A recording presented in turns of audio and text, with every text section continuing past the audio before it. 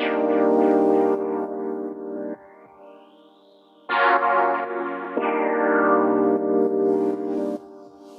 ora and welcome to the Niggly Nishcast. I am the Diggity Doodah Dr. Peptoy Panther with the Rugby League slippers on, here to talk Aotearoa New Zealand Warriors and some NRL matters. The Warriors take on Penrith Panthers on Sunday afternoon, and then we've got a full round of Kiwi NRL footy with plenty of interesting little notes on different Kiwi NRL players, and a couple of bits and pieces about Warriors news that I'll touch on very shortly. You know the deal. Support the Nishcast as best you can. Listening, subscribing, like, review, comment. Always looking for a little podcast sponsor. So if you got a little business or you know someone who does, hit us up, because we're here to support local small to medium-sized businesses, and that's who we want to work with. So if that's your buzz, holler at us. Otherwise, I'll just touch on the Warriors bits and pieces before getting into their preview against Penrith Panthers. They have released Solomone Kata to join Melbourne Storm. They have signed a guy called Josh Curran from the Sydney Roosters, and there's talk about the Warriors being in the mix for Matt Lodge.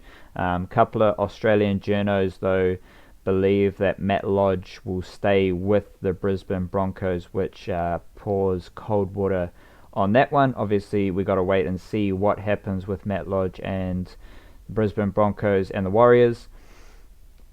We'll start with Solomone Kata, who leaves the Warriors to go join Melbourne Storm, and the insight I can offer here is that the Warriors didn't really need Solomone Kata.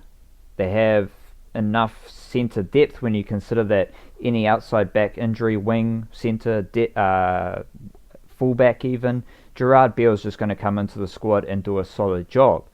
And then you've got younger players like Adam Pompey or Hayes Perham who can also do a job with an eye to the future. So there's no real need for Solomone Kata, and he obviously didn't want to stay in reserve grade. So the Warriors granted him a release, but it's also financially viable to release Solomone Kata, rely on the younger players who are probably on cheaper deals, replace Solomone Kata in the squad with Josh Curran, who's probably on a cheaper deal to Solomone Kata, and it's just probably, we never know, because the salary cap situation, the transfer market, all of that stuff is an absolute mess, a shambles. I hate it.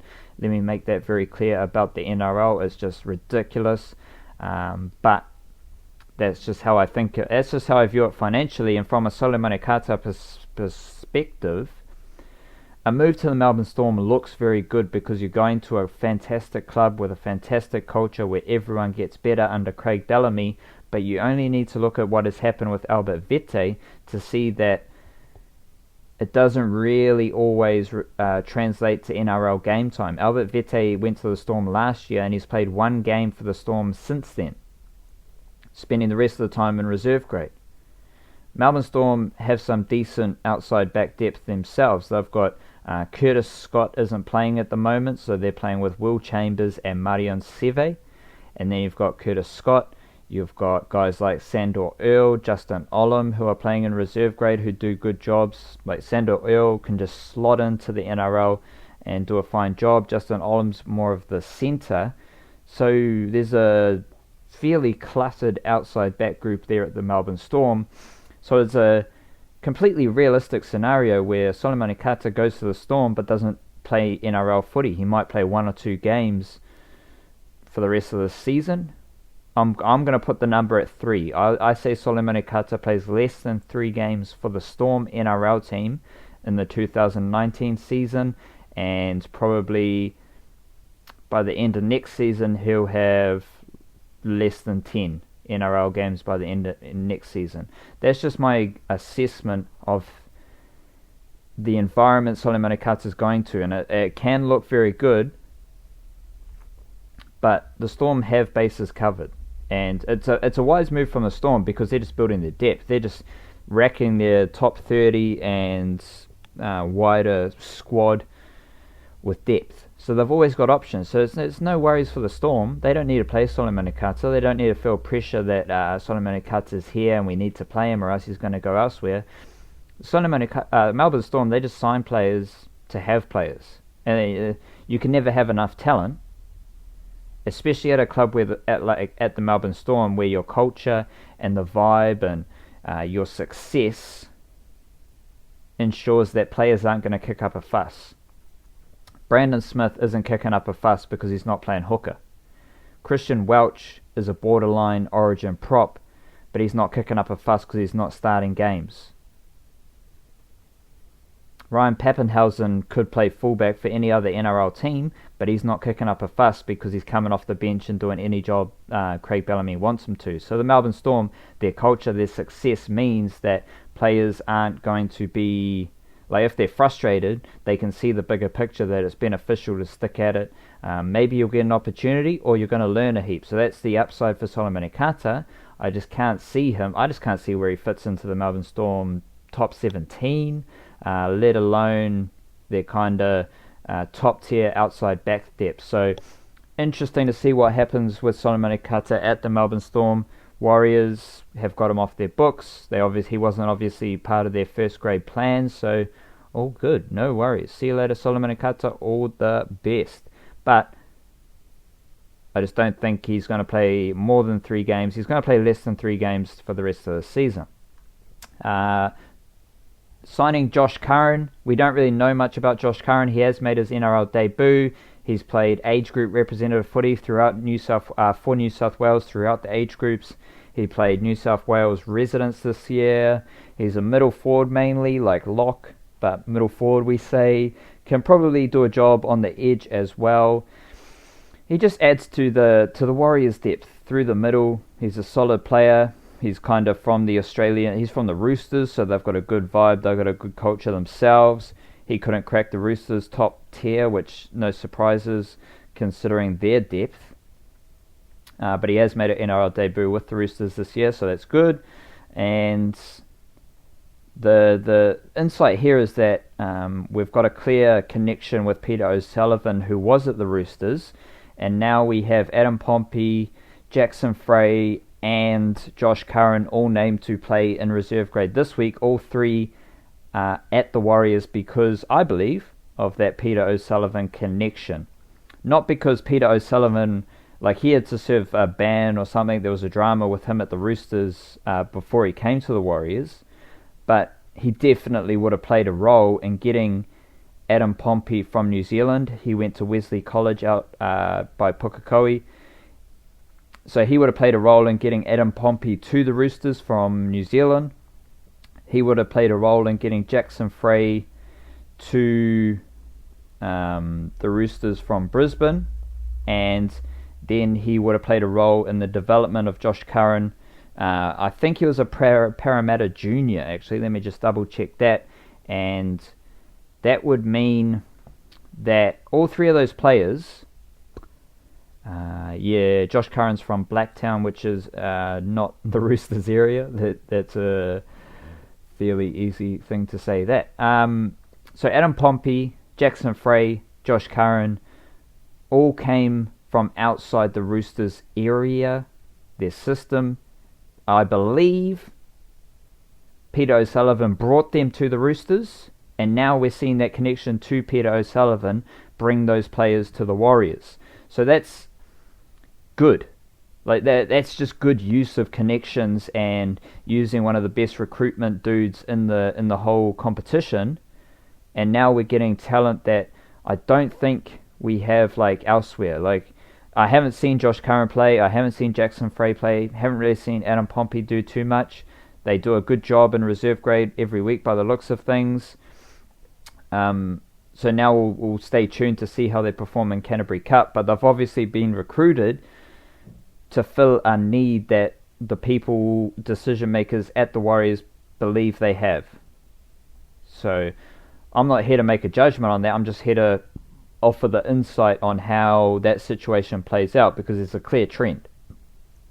Pompey, Frey and Curran all came from the Roosters after Peter O'Sullivan joined the Warriors. So that's blatant. Smacks you in the face there. So that's about Josh Curran. Carl Lawton has re-signed for another 2 years, and I don't really want to go too deep into just the weird man management of Stephen Kearney and what's happening in the Warriors. Issac Luke starting at hooker in reserve grade, so I just don't have a gauge on what's up with Issac Luke and Adam Blair, because you've got to consider Stephen Kearney. People, like, I kind of assume Stephen Kearney would be homies with Adam Blair. I kind of assume Stephen Kearney would be homies with Issac Luke, but the reality is Adam Blair hasn't been performing at a high level. I don't think he's been terrible, but he hasn't been peak Adam Blair under Stephen Kearney. Issac Luke is starting in reserve grade under Stephen Kearney. So, and when you see these guys around, everyone's happy as Larry. Everyone talks each other up. I think they're all share a pretty damn good relationship. Like, they're all hearty, Māori Kiwis who share a similar background. Adam Blair's from up north. Issac Luke's from the Taranaki. Stephen Kearney is from the Manawatu, I think, off the top of my head. Let me check that one. But point being that they all seem like pretty good dudes. Yeah, Stephen Kearney's from Paraparamu, just north of Wellington. They all seem like decent people. Like, they'd share just a beer with each other. And then you got Adam Blair, who has digressed under Stephen Kearney, and now you've got Issac Luke playing in reserve grade. I just don't understand how Stephen Kearney hasn't been able to extract the best out of those two players. It's just a very weird situation, clouded by Carl Lawton re-signing, because that's not great news for Issac Luke. But the truth of the matter is Nathaniel Roach has yet to prove himself consistently available. He seems a bit injury prone at this stage, and so Carl Lawton's signing is decent. I don't know what's going to happen with Issac Luke. I want to see Issac Luke have another year. I think Issac Luke's playing fine footy. I don't really see anything wrong with Issac Luke, and I'd lean my positive, optimistic vibe is that Stephen Kearney is managing Adam Blair and Issac Luke. Don't know if that's the reality. That's just my, optimistic outlook.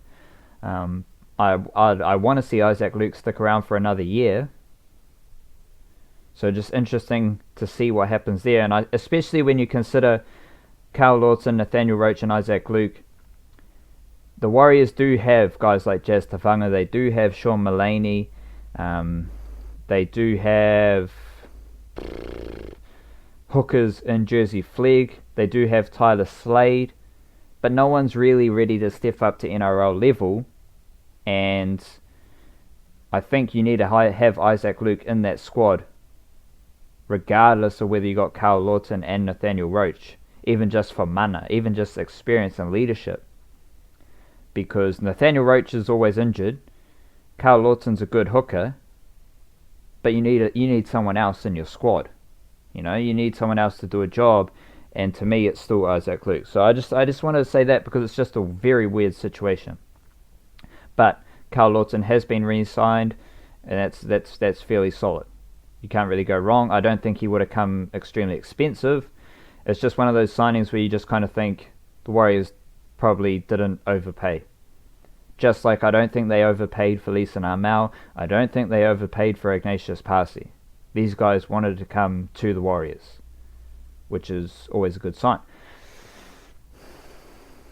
The Warriors team this week, the backline is as per always. Patrick Herbert still at centre, Peter Hiku at centre, Cody Nikorima, Blake Green in the halves. Forward pack, we don't have Lachlan Burr, he's out, and we don't have Tohu Harris. So the starting forward pack is Ignatius Parsi, Carl Lawton, Leeson Armau, Adam Blair on an edge, Isaiah Papali'i on an edge, and Jazz Tavanga starting in 13. The bench, Nathaniel Roach, Bunty Afoa, Sam Lasone, and Levaha Pulu. And they are taking on the Penrith Panthers, so I'll get more into the game situation. I just want to roll through a couple of selections here. Nathaniel Roach is back, which is good news. He's fast, he's lightning. He doesn't have the all-round game of Issac Luke. Neither Carl Lawton or Nathaniel Roach really kick the ball a whole lot, which is exactly what Issac Luke offers. So hopefully we get to see Nathaniel Roach darting out of dummy half. His speed is going to be an asset because the Warriors desperately need that running threat out of dummy half. But we just want to see Nathaniel Roach playing footy. We don't want to see Nathaniel Roach injured. That's exactly what we don't want to see at this stage. Bunty Afoa is always in the top 17. Then we've got Sam Lasoni and Levaha. Not sure what Sam Lasoni's done to get back into the NRL team ahead of Lingy Sau or Chris Sate. He's obviously in favour with Stephen Kearney because Kearney always selects him on the bench, and Levaha gets an opportunity. I don't have anything against Levaha getting an opportunity. That's all good. And in fact, I'm not really against Sam Lasoni getting on the bench.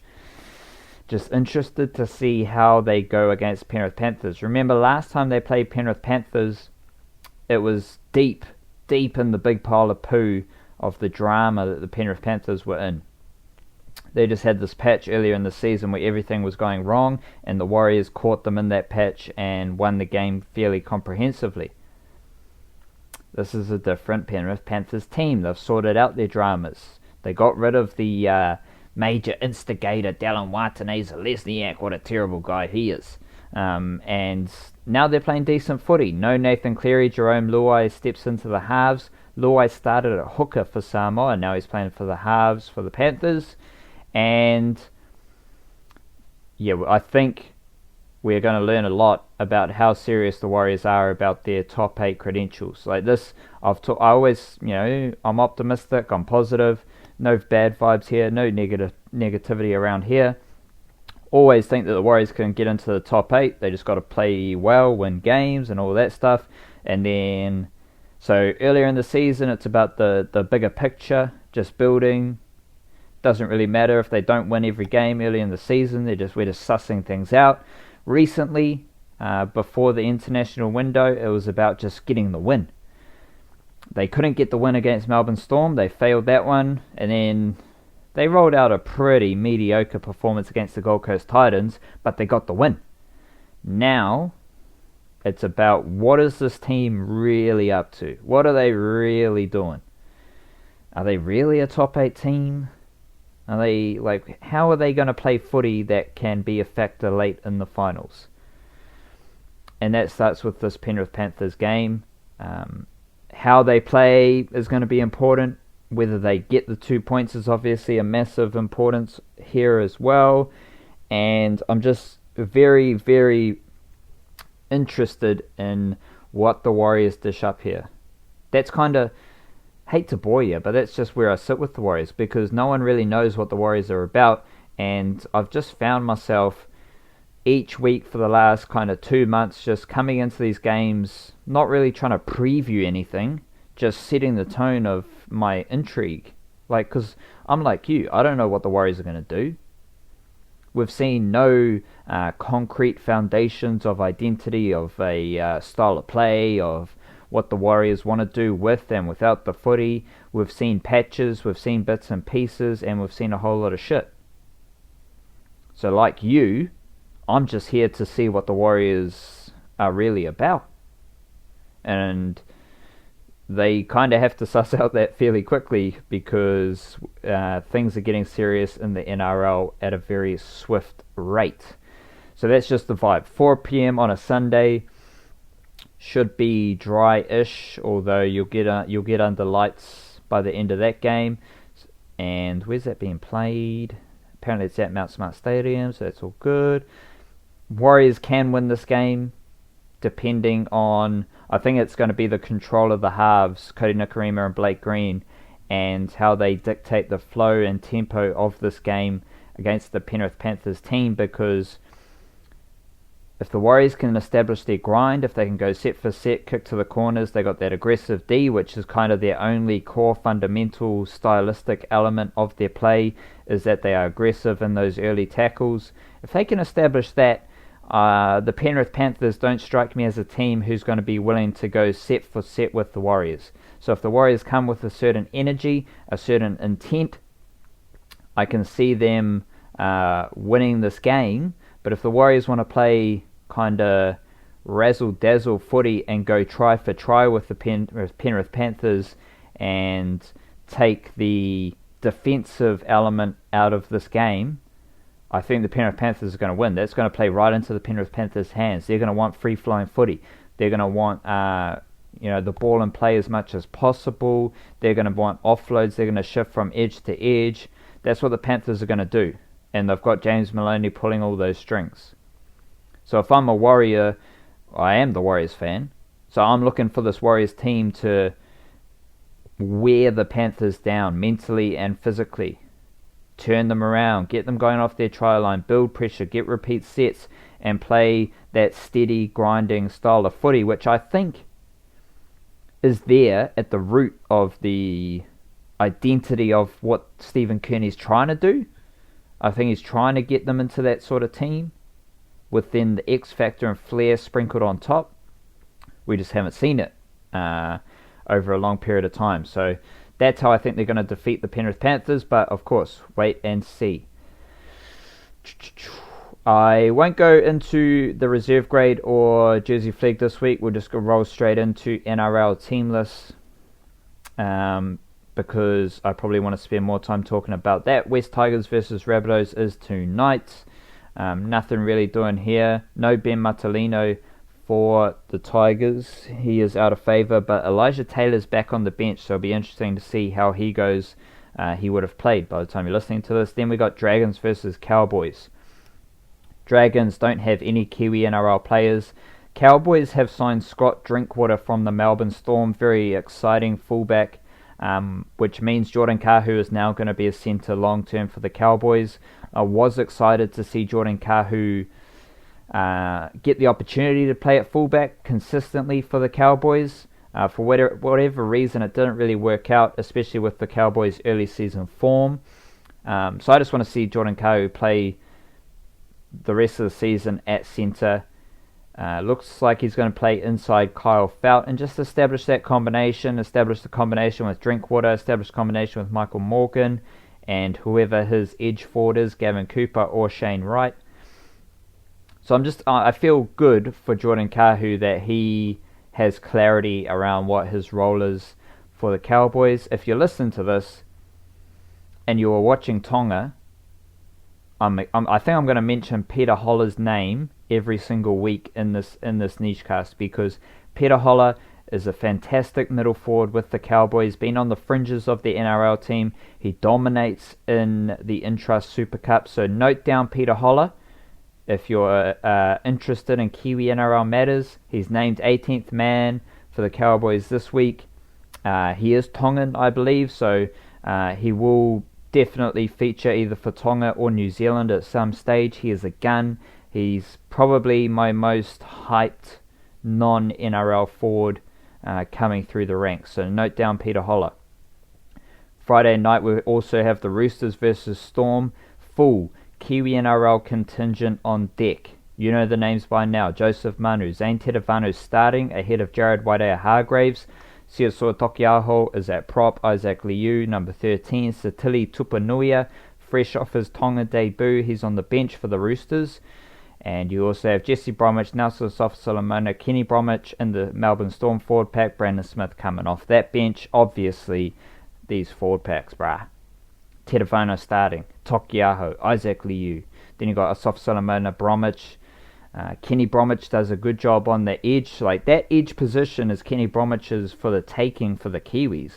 If he's playing edge forward for the Melbourne Storm every week, I can see Kenny Bromwich playing edge forward for the Kiwis long term. Obviously, Tohu Harris may have something to say about that, but just an idea to keep an eye on. And Satili Tupanuia, he made his Tongan debut, and now what's he going to offer in the NRL week to week? He's very exciting forward for Tonga and the Roosters.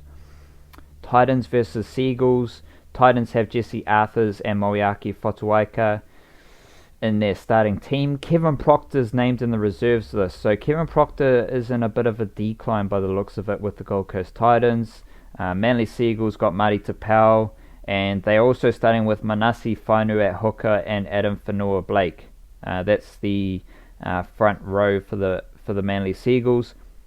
Huge game for Moeaki Fotuaika. I've talked a lot about him. He's my most hyped Kiwi NRL forward in the NRL, prospect-wise, younger variety-wise. Like, he's a monster, and he was excellent I think he had like 21 runs for 200 metres versus the Seagulls when the Gold Coast Titans defeated the Seagulls a few weeks ago. What's he going to do home turf against the Seagulls? Keep an eye on Moeaki Fotuaika. Newcastle Knights, Sean Kenny-Dowell's on the wing. James Gavey starting, which is good to see. Herman Ese coming off the bench. And the Broncos, nobody. No Alex Glenn, no Jermaine Isako. I am interested. I wrote this in my Kiwi NRL Encyclopedia blog post. Jermaine Isako, there seems like a bit of a situation there. He isn't playing this week due to personal issues, so we respect those personal issues. But it's no guarantee that he comes straight back into the Brisbane Broncos team. He's replaced by Richard Kenner, who is a serviceable, capable NRL winger, and Jermaine Isako's form hasn't been too amazing this season. So just keep an eye on how Richard Kenner goes for the Broncos, because if he plays well, could be a little situation brewing there with Jermaine Isako and the Broncos, especially if Darius Boyd plays in the halves or something weird like that. Then Jermaine Isako could play fullback. He could get that game time at fullback, but I'm just wary of what's happening with Jermaine Isako at the moment. Parramatta Eels versus Raiders. Eels. Main thing here is the return of Dylan Brown. So I tweeted this. I said there's Benji Marshall, Kieran Foran, Sean Johnson, Te Maire Martin, Cody Nikorima, Jerome Hughes, and Dylan Brown. That's 7 halves who are of the Māori Pākehā variety. And then the last 2 junior Kiwis halves combinations are all playing for Samoa and Tonga. You got Jermaine Isako, who played in the halves for the junior Kiwis, Ata Hingano, Jerome Luai, and Chanel Harris-Tavita. So that tells you all you need to know about the rugby league talent coming out of Aotearoa. It's not to say that the Kiwis have that level of talent. No, we're Kiwi NRL. We look broader. We encompass all of the cultures and vibes in Aotearoa. So that situation just tells you all you need to know about the amazing rugby league talent coming out of Aotearoa, where Aotearoa has 7 halves who are strictly available to the Kiwis, and then the last 2 junior Kiwis halves combinations are all playing international rugby league for Samoa or Tonga. Very excited to see Dylan Brown return for the Parramatta Eels, playing alongside Mitchell Moses. We just need to see more and more and more of Dylan Brown, as much as possible. Give me that. Brad Takarangi in the centre, Josh Hoffman at centre as well, which is good to see. Manu Ma'u starting on an edge, and then we have Penny Terapo and Marata Niukori on the bench for the Parramatta Eels. Raiders, Shans Nickel-Klokstad fullback, Bailey Simonson on the wing, Jordan Rapana on the wing, and then Joseph Tapine starting in the middle, which is I don't know if he's started too many games in the middle this season, and he wasn't in that Kiwi squad. Like, Joseph Tapine is a Kiwis caliber player, but he wasn't in that Kiwi squad. He's had a few injuries this season, so interested to see how Joseph Tapine goes through this kind of third quarter of the season, and whether he can get back to his rampant dominant best. He's big, he's mobile, skillful. I like Joseph Tapine. Saliva Havili and Isia Soliola are on the bench for the Raiders. Warriors versus Panthers Sunday afternoon. Been through the Warriors. Jerome Luai's in the halves for the Panthers. James Fisher-Harris starting at prop. And then you've got Moses Leota coming off the bench for the Panthers. Last game of the round. Bulldogs, Sharks. Bulldogs have Watene Zalesniak at fullback. Remus Smith is on the wing with Kieran Foran in the halves. Kori Harawira-Naira is starting on an edge. And then on the bench we've got Ofahiki Ogden. Sharks have Sasai Feki on a wing. Sean Johnson in the halves. Braden Hamlin-Uele starting. Britton Niakora is on an edge. So a couple of notes here. Remus Smith, he's brewing as a Kiwis contender on the wing. Kieran Foran looked pretty chuffed, pretty happy to be back in Kiwis camp. He's got to play good footy week in, week out for the Bulldogs though, and he's got to lead them to some success. He's got to get that confidence brewing around the doggies. Kori Harawira-Naira, another player who could be in the Kiwis squad but wasn't in the Kiwis squad. Probably wouldn't crack their top 17 at the moment, but he hasn't been given the luxury of consistent selection in one position. So he starts on an edge. Hopefully he does a good job, and hopefully we see Harawira Naira line up on the same side of the field as Britain Nakora. That will be a very interesting little battle between Britain Nakora and Harawira Naira. I don't know if they're going to line up on the same edge. Hopefully they do. Braden Hamlin-Uele has been fantastic. Impact player coming off the bench, and with no Andrew Fafita, Hamlin-Uele starts for the Sharks. So I think the numbers were in 34 minutes he averages this season. He's taking like 9 runs for 100 meters or 10 runs for 100 meters, something like that, which is more than Matt Pryor. Matt Pryor starts games, plays more minutes. I think he plays 10 more minutes, so 40 odd minutes, but he has less workload than Hamlin-Uele, which is because Hamlin-Uele just comes off the bench and runs the ball. That's all he really needs to focus on. Whereas if you're a starting prop like Matt Pryor, you got a few more jobs to do. You got to tie up defensively. You got to take that early onslaught. So there's nothing against Matt Pryor. It's just to set up things with Hamlin-Uele. The difference between being an impact player off the bench to starting a game. What's going to happen there? Very interested to see that with regards to Braden Hamlin-Uele's development and what he's capable of doing, but also it's a good example of the difference between a bench forward and a starting forward, because I don't think many people appreciate the nuance there. And that's it. That's round 15. Crikey Jack, we're rolling through these NRL rounds. Hope you're out there enjoying the rugby league content. If you appreciate this, hit the like button. Let me know that you're out there. Comment it up on YouTube or however you listen, and let us know that you're listening. Tell us where you're listening from. If it's in New Zealand, give me the location. Not like a GPS location, but maybe just the town, the city, where you're from, where you're repping. I'm from South Auckland, baby, so I rep that shit all day. So tell me what you're repping, or what nation, country you are in as well. Kia kaha, stay beautiful, stay positive, help each other, smile at your next door neighbour or whoever you're walking past today, and just have a good one. Have a good one, bruh.